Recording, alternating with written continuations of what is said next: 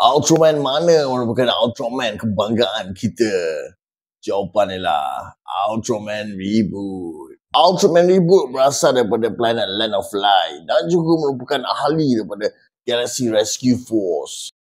Ultraman Reboot pada mulanya muncul dalam series Upin dan Ipin, itu kolaborasi antara Malaysia dan Jepun, iaitu antara kelas Kompak dan juga Suburaya Production. Reboot memulakan debutnya pada tahun 2019 melalui Ultra Galaxy Fight The New Generation Heroes dengan menentang League of Darkness.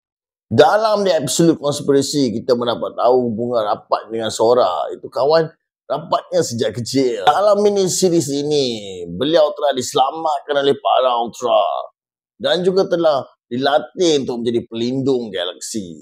Reboot kemudian muncul lagi dalam Destined Crossroad, di mana beliau berdepan dengan ancaman besar, itu Tartarus daripada kaum Absolution.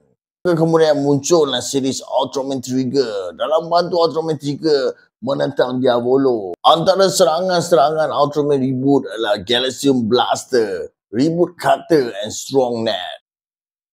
Jadi soalan saya yang seterusnya, Ultraman mana yang punya 4 Dunamis?